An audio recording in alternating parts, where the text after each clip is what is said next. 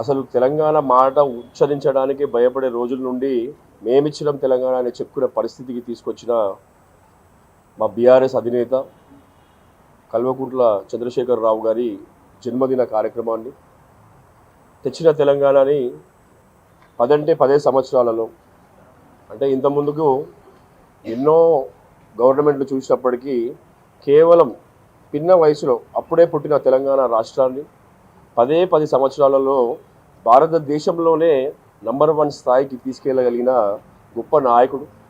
అటువంటి గొప్ప నాయకుడి పుట్టినరోజుని మీరు ఎప్పుడు ప్రతిసారి చూస్తూ ఉంటారు.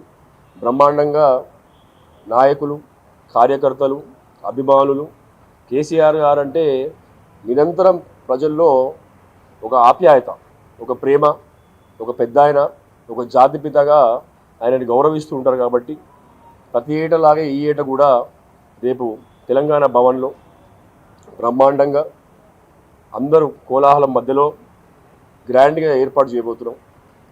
ఈరోజు జరుగుతున్న మున్సిపల్ చైర్మన్, వైస్ చైర్మన్ ఎలక్షన్ల తర్వాత రాష్ట్ర వ్యాప్తంగా ఉన్న బీఆర్ఎస్ కార్యకర్తలు, నాయకులు కూడా రేపు ఈ పుట్టినరోజు సెలబ్రేషన్స్లో పాల్గొనడం జరుగుతుంది. ముఖ్య అతిథిగా మా వర్కింగ్ ప్రెసిడెంట్ కేటీ రామారావు గారు, సీనియర్ నాయకులు, మాజీ మంత్రివర్యులు, ట్రబుల్ షూటర్ హరీష్ అన్న గారు, మాజీ మంత్రులు తలసాని శ్రీనివాస్ యాదవ్ గారు, సిటీలో ఉన్న ఎమ్మెల్యేలు, కార్పొరేటర్లు, మాజీ కార్పొరేటర్లు, రాష్ట్ర వ్యాప్తంగా ఉన్న అందరూ కూడా వాళ్ళ ఏరియాలలో పండ్ల పంపిణీ చేసుకొని, సేవా కార్యక్రమాలు చేసుకొని తెలంగాణ భవన్ వైపుగా రావాల్సిన అందరికీ వినతి.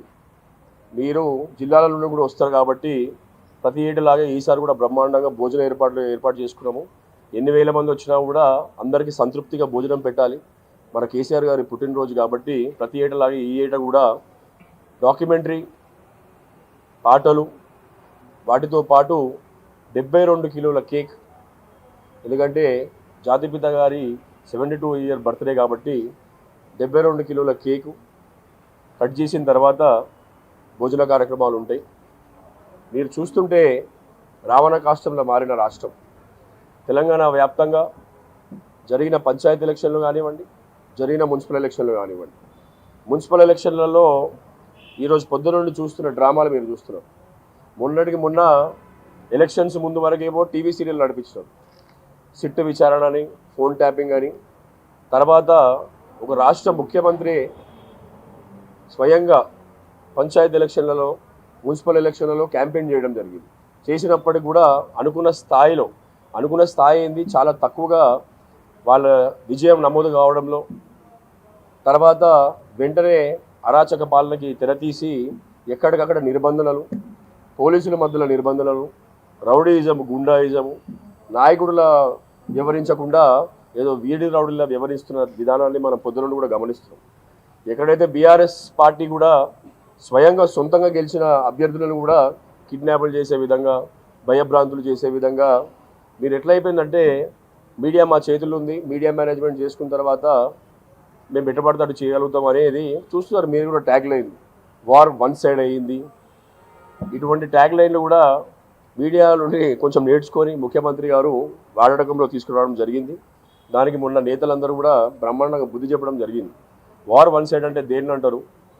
90-95% మార్కులు వస్తే, 90-95% ఓట్లు వస్తే, 90-95% సీట్లు వస్తే దాన్ని వార్ వన్ సైడ్ అంటారు.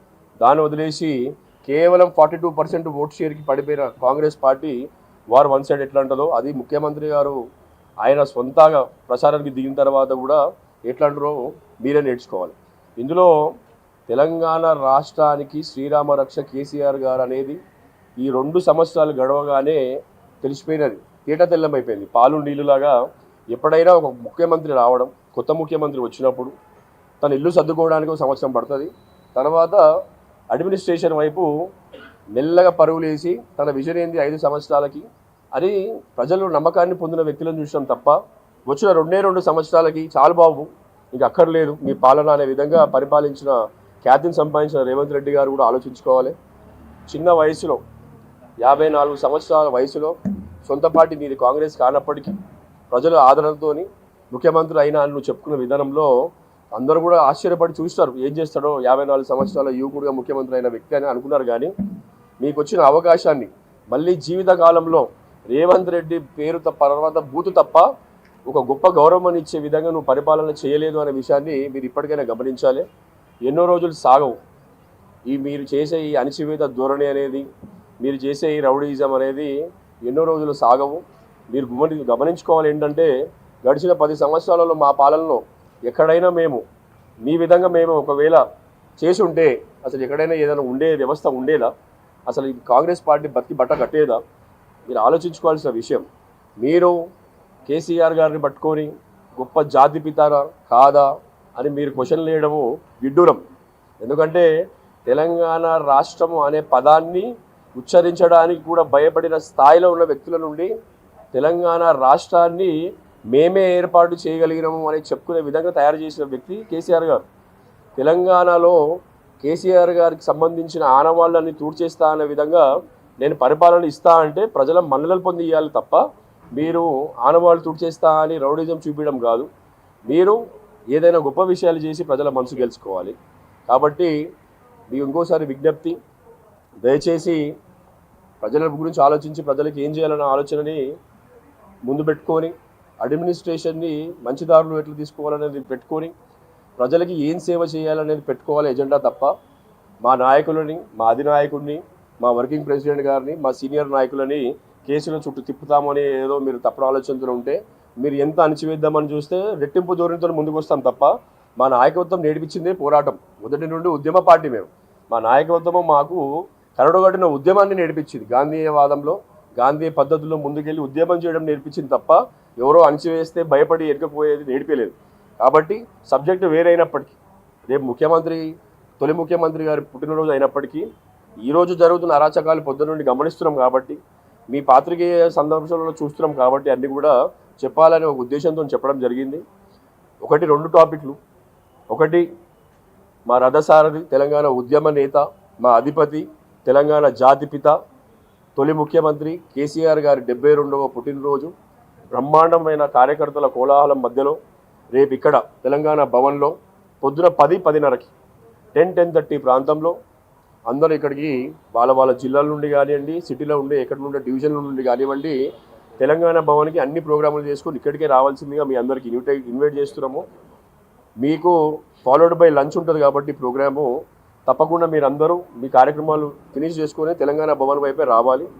రేపు కోలాహలంగా జరగబోయే ఈ పుట్టినరోజు సందర్భాన్ని మనందరం కూడా మన ముఖ్య నాయకులు అందరం కూడా బ్రహ్మాండంగా జరుపుకోవాలనేది ఇన్విటేషను. 10:30 కల్లా దయచేసి మీరు అందరూ కూడా తెలంగాణ భవన్కి రావాల్సిందిగా ఇదే ఇన్విటేషను. నిన్న కూడా శ్రీనివాస్ యాదవ్ గారు ప్రెస్ మీట్ పెట్టి మాట్లాడడం జరిగింది, ఇన్వైట్ చేయడం జరిగింది. ముఖ్య అతిథులుగా కేటీఆర్ గారు, హరీష్ రావు కూడా రావడం జరుగుతుంది. కాబట్టి 10 o'clock కల్లా మీరు అందరూ ఇక్కడ ఉండాలనేది మీ అందరికీ ఇన్వైట్ చేస్తున్నాము. Thank you.